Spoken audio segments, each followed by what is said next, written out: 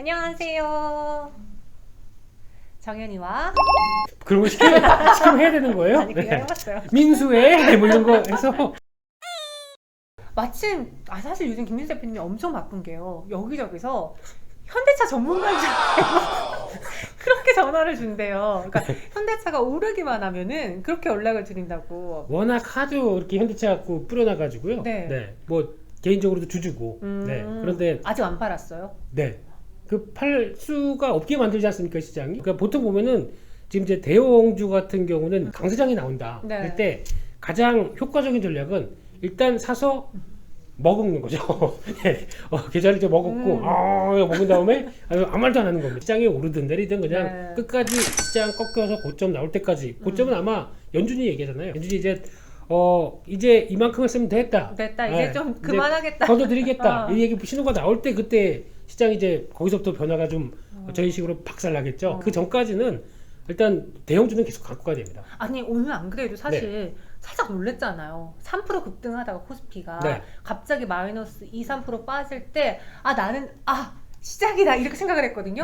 근데 그 빠지는 순간 또 개인 투자자들은 엄청 담더라고요. 딱 47분 만에 2조가 넘어가는 거 맞습니다. 오늘 녹화일 기준으로 1월 11일이죠. 네. 아침에 2시간 만에 그러니까 즉 바쁘셨죠. 주말 동안에 오늘 장 언제 열어? 손이 근질근질. 빨리 저 이틀이나 쉬었는데 손맛을 봐야 되는데 이러고 있다가 열자마자 바로 금요일날 가서 개설했던 신용대출 그 다음에 여기저기서 나 1,000만 땡겨봐 내가 크게 벌어줄게 하면서 들어왔던 자금들 그래서 이러고 보고 있었는데 주가가 이제 뜨니까 한번 사고 보자 근데 샀다가 또 주가가 더 가다니까 이제 그러면은 와 이거 안 되겠다 돈 없나? 싶었는데 거기서 또 밀리잖아요. 이게 진짜 기회가 왔네. 근데 저는 개인적으로 네.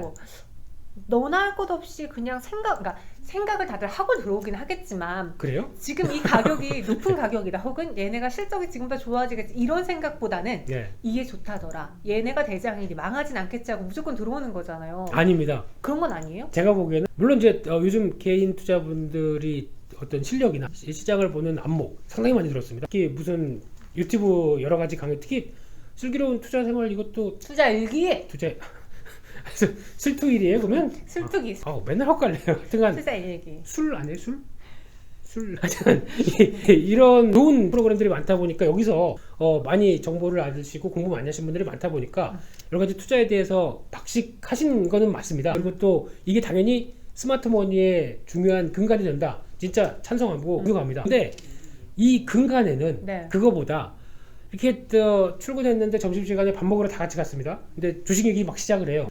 나는 30%밖에 수익 못 냈어 이장에 속상해 이러고 있으면은 진짜 나는 그나마 너보다 낫다 한 39% 정도밖에 안 되네. 그래도 시장에 따라가는 수익률이네. 그러면 밥 먹고 있던 사람 국밥 얹히죠. 아까 그 말했잖아요 방송에서. 내가 배고픈 건 참아도 배 아픈 거 못 참는다고. 그게 대한민국의 힘이죠. 어떻게 보면 경쟁 사회에서 저희가 안고 있던 이제 고질적인 병일지 몰라도 그래도 이게 좋은 걸까요 나쁜 걸까요? 그러면 생각해 보세요. 제가 현대차 그때 한참 얘기하고 주가가 여기까지 와서 제 계좌 수익률이 지금 현대차만 수익률이 160%가 넘어가요. 자, 이 표현 대단하다. 자꾸 만두도 있어요. 보고 아시잖아요. 장하다. 이 표정은 이제 체념한 표정? 그러니까 니 잘났다 표정? 뭐 이런 표정이잖아요. 근데 이런 흐름으로 나갈 때 속으로는 나는 왜 그렇게 못했지? 이 생각이 들죠. 자책이 들죠. 그렇죠. 그리고 그럼 이제 머릿속으로 빠르게 내가 갖고 있는 종목들이 쭉 지나갑니다. 막 머리가 복잡해지는 가운데 밥은 코로 들어가죠. 그리고 회사 돌아와서는 계속 머릿속에 그 생각만 하고 있죠. 계좌 개설해야겠다 이 생각만. 계좌를 또 갖고 있으면 또 주식을 바꿔야겠다. 아니면 이제 갖고 있는 예적금 어떻게 깨 뭐 이런 여러 가지 생각들이 많이 나오는데 제일 중요한 거는 솔직히 그런 생각이 듭니다. 지금 시장이 50% 올라서 내 계좌가 지금 또 똑같이 해서 한 5, 60% 났다라고 생각한다고 하더라도 여기서 중요한 게 본인이 매매를 잘한 건 있죠. 하지만 매매를 잘하기 위한 가장 큰 힘은 시장이 했죠. 물론 운이 좋았던 것도 있고 하지만 어떻게 보면은 내가 공부하고 열심히 한 노력을 제가 폄하하려는 게 아니라 가장 중요한 건 시장이 좋아서 같이 움직였다라는 부분들을 염두를 하시고 보시는 게 더 좋지 않을까. 오히려 더 공부도 열심히 하게 되고 앞으로 시장이 조정이 나오거나 변화가 났을 때 나는 어떻게 해야 되겠다 라는 전략도 같이 짜시지 않을까요? 이렇게 재미없는 얘기만 그러면 이제 본격적으로 현대차 이야기 좀 해보자고요. 네, 뭐 지금까지 현대차 얘기 안 했어요? 아니요. 또 다른 현대차가 있나 보죠? 현대차 이야기를 하려고요. 현대차, 현대카. 예. 애플카 이야기. 네. 아니 누구는 네. 이거 가짜라고 그러고 네. 누구는 진짜라 그러고 사실 우리가 여기서 진위 여부를 생각할 수는 없겠죠? 아니, 판단할 수는? 근데 지금 뭐 실무진 얘기 왔다 갔다 하게 되면 거의 진짜라고 봐야 될 것 같고요. 그냥 소문으로만 있던 애플카가 이번에 현대차 사건에 이로 인해서 실체에 올라오는 게 가장 중요하죠. 아니 한경은 그걸 어떻게 알았을까? 그것도 뿌리지 않았을까요? 네? 현대차가 환경 주주야. 그래서 안 거야? 아니 아마- 몰라 그냥. 주주라고 그래서 난 그 기자가 주주인가 이런 생각했는데 그래. 이게 보니까 30 주주 클럽. 네, 그만할게요. 네. 딱 장 시작 30분 전에 뉴스가 나왔더라고요. 네. 아, 그리고 또 어느 정도 구체화돼 있으니까 만약에 그게 안 돼 있었으면 주가가 저렇게 안 갔어요. 아. 그냥 시작하고 제가 현대차 볼 때 얘기했던 게 네. 22만 원이 중요하다고 그랬잖아요. 네네. 그게 이제 중기 저항권이다 보면은 보통 이제 주가가 막 가다가도 거의 부딪히면서 몇 번 왔다 갔다 하는 과정이 있는데 이거를 만약에 그게 가짜였었으면은 아침에 강하게 시작해도 그냥 밀어 내려왔을 거예요. 그냥 네. 현대차가 검토 중이다, 확정된 건 없다라고 딱 공식 뜨면 이렇게 쭉 빠졌어야 되는데 빠지다가 다시 갔어. 그렇죠. 근데 그 내용 보게 되면은 검토 중이라는 게, 그러니까 상관이 없다는 게 네, 아니라 네, 검토 검토 중. 중이라는 게 중요하다 보니까 그냥 거기서 바로 중요기 저항선 돌파해서 가는데 1년의 과정을 보게 되면 유력하다는 얘기겠죠. 그리고 또 더 중요한 게 현대차 입장 쪽에서는 정의선 회장님이 지금 머리가 좀 아프실 겁니다. 왜요?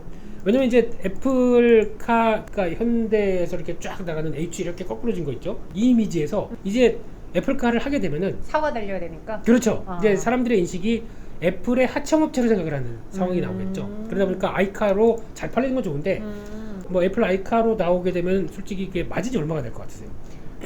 그렇게 높진 않을 것 같아요. 그렇죠. 중요한 과실은 다 애플이 가져갈 거고요.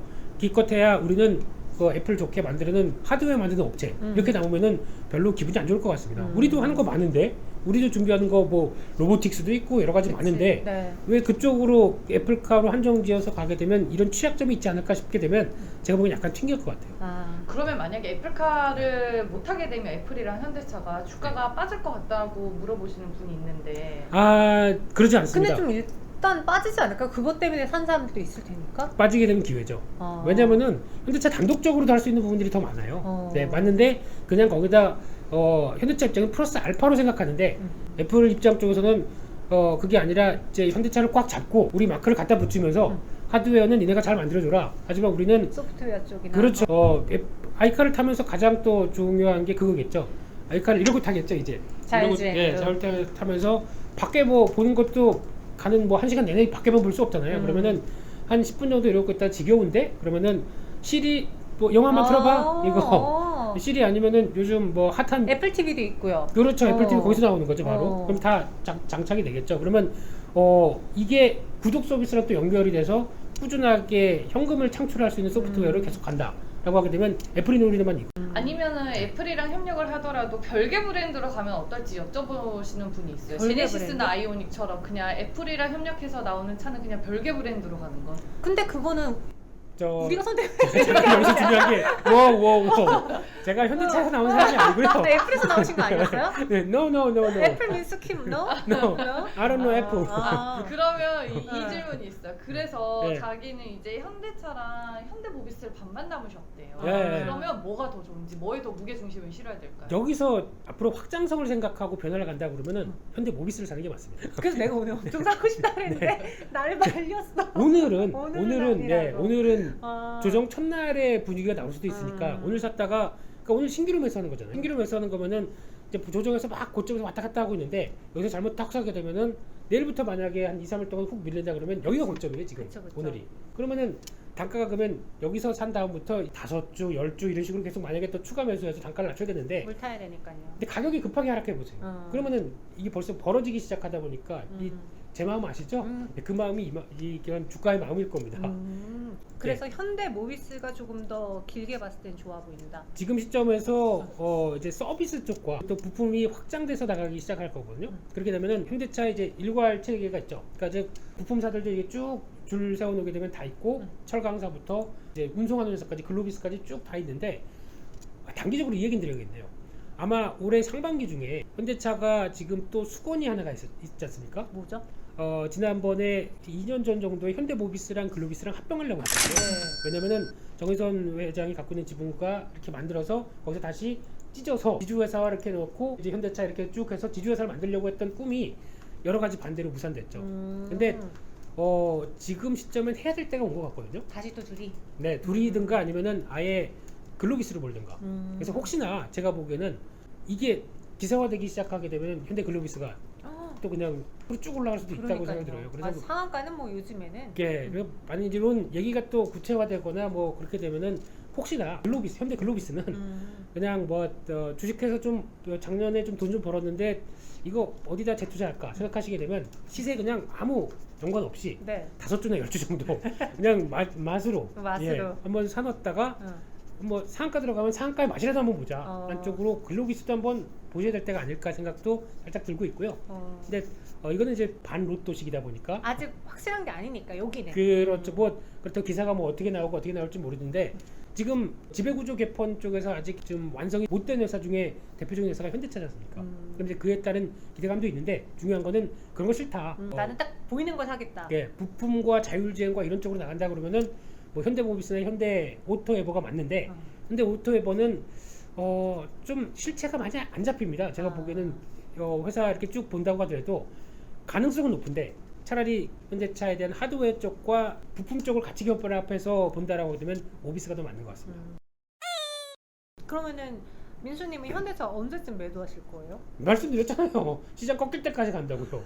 네, 그러니까 오늘 27만 원을 또 왜 제가 말씀드렸냐면은 PBR가 즉 자산 대비 한 배 수준 정도 되는 게 27만 원, 28만 원 뭐 여기서 왔다 갔다 하는 걸로 알고 있는데 그 정도까지는 와야죠. 솔직히 아무리 뭐 적자난 회사 적자 났네요. 작년에 적자도 크게 버네요 한번. 네.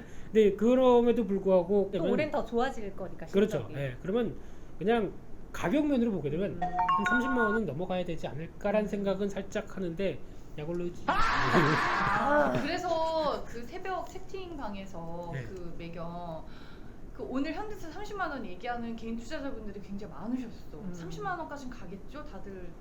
네, 그걸 많이 그게 물어보시더라고요. 네, 근데 가격을 내가 이건 30만 원까지 뭐 지금 어떻게 알아요? 네, 뭐 삼성전자도 10만 전, 9만 전자, 10만 전자 그러니까, 계속 올라가는 맞아. 것처럼 그냥 이 가격에 대해서 너무 의미를 두지 마시고요. 그러니까. 주식할 때는 정황이 더 중요합니다. 정연이 더 중요한가요? 정황. 정연. 정황이 더 네, 중요해요. 정황. 예. 그러다 보니까 어떤 시장이 어떻게 가면서 어떻게 변할지도 모릅니다. 솔직히 이렇게 보니까 유동성이 너무 급증해서 연준이 안 되겠다. 뭐 한 2월 달이라도 그냥 회수하겠다 그러면 회수하는 거예요. 갑자기 또 그러면 시장의 분위기가 시장 분위기 전환될 그냥 완전히 바뀝니다. 네, 그러니까 주식하면서 가장 중요한 거는 뭐 저희도 한국은행의 정책들 많이 발표하지만 그건 뭐 그냥 따라하는 거고요. 연준의 입만 보셔야죠. 연준의 네. 입. 지난번에 옐런 전 의장 같은 경우도 어떻게 보면 처음으로 완화 정책에다가 이제 바뀌기 시작하면서 이제 테이퍼링을 다시 들어오기 시작한다라고 하게 되면 그에 따라서 시장도 또 반응하잖아요. 그럴 때 단기 충격도 만만치 않은 것처럼 이런 쪽의 흐름을 보게 되면 유동성과 연관될 수 있는 이런 경제 대통령 입은 잘 봐야 되겠죠. 네, 그리고 또 경제 앵커 입도 잘 보셔야 되겠죠. 오늘 종목들 다 나오네요. 네네. 그러면 저 다 털리고 가는 건데. 나 다 털고 가려고요. 다 털고 가려고요. 그리고 헬랄레 하고 집에 가면 되나요? 네네. 네, 아유 그렇구나.